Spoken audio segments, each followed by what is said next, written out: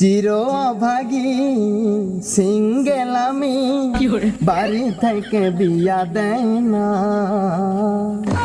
বাবাকে বলি আবার মাকেও বলি, আচ্ছা বিয়ার কথা কানে নেয় না।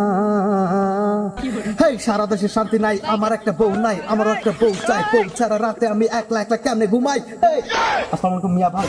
ওয়ালাইকুম আসসালাম। হাই ইয়ো,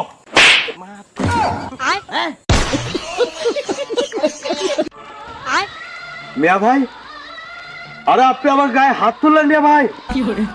আপনি এত সুন্দর একটা বাম্পার থাপ্পড় আমাকে মেরে বিকেল বেলা প্রেগনেন্ট করলেন না, আমাকে কষ্ট দিলেন। আরে তোর জ্বর আসছে নাকি? না মিয়া ভাই। এই জঙ্গলের মধ্যে পাগল টাগল হয়ে গেলি নাকি তোর? কেন, আমি পাগলামের কি করলাম? এটা কোনো কথা? এই যে আবুল তাবুল ইয়ো ইয়ো কি কইতেছস না কইতেছস কিছুই তো বুঝতাছি না। আরে তাহলে তো আপনি বড় ভাই হিসাবে আপনার গর্ব করা উচিত। আপনার ছোট ভাই একটা পাগল। এইটাও কি আমার গর্বের বিষয়? তো গর্বের বিষয় না? এটা কোনো কথা? পাগল হলে গর্বের বিষয়। কই কি ছোট ভাই পাগল, এটা গর্বের বিষয়? এটা তো মানুষ লজ্জা দিবে। লজ্জা? আয় হায় ওস্তাদ, আমার লজ্জা পারা সারা।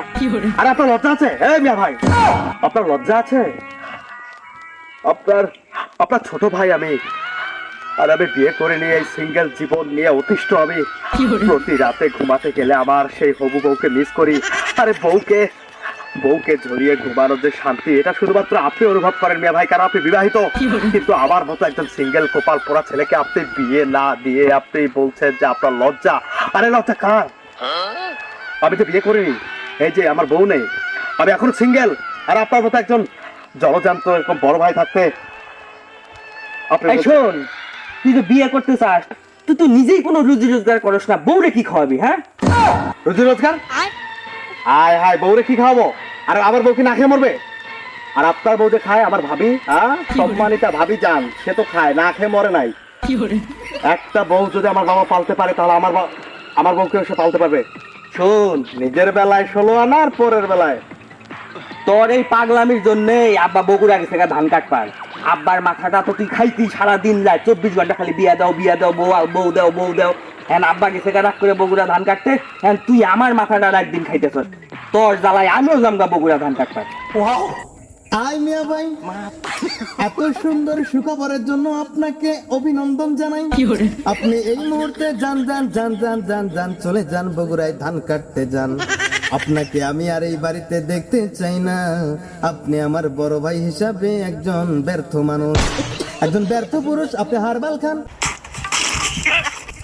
সরি, আপনি বগুড়া ধান কাটতে যান। আই মিয়া ভাই, আপনি যদি চলে যান তাহলে আমার দূর হবে আপদ বালাই। এই বাড়ি থেকে বড় ধরনের একটা কীট পতঙ্গ দূর হবে, আমার বিয়ের রাস্তা সোজা হবে। আপনি যদি এখনই চলে যান, আমি ওই ঘটক নান্টুর কাছে গিয়ে মাগরিবের পর পরে একটা নতুন মেয়ে দেখে সুন্দর করে তাকে বউ সাজিয়ে বাড়িতে বিয়ে করে নিয়ে আসবো। আই মিয়া ভাই, শুধু তাই নয়, এই এতদিন আমি আপনাদেরকে বোঝাতে যে ব্যর্থ হয়েছি, শুধুমাত্র আপনার জন্য এই বাধাগুলো যদি দূর হয়ে যায়, তাহলে আমি আমার ভাবি জানকে নিরিবিলি আমি সুন্দরভাবে ইয়ে করতে পারবো, বুঝাইতে পারবো। আমি ভাবিকে বলবো, এই ভাবি জান, ভাবি জান, আপনি তো বিবাহিতা মানুষ। আচ্ছা, আপনি কি আমার ভাইজানকে ছাড়া থাকতে পারেন রাতে একা? তাহলে আমার যে হবু বউ, ওই অন্য কোথাও তার বাপের বাড়িতে বর্তমানে যে কোনো কোথাও অবস্থান করতেছে, সে কত কষ্টে আছে ভাবেন একবার। তখন তাকে এগুলো বলার পর, তার মাইন্ডে ঢুকানোর পর, তাকে আমি রাজি করিয়ে ড্যাং ড্যাং করে বিয়ে করে নিয়ে আসবো আপনাকে এবং আমার আব্বাকে ছাড়া।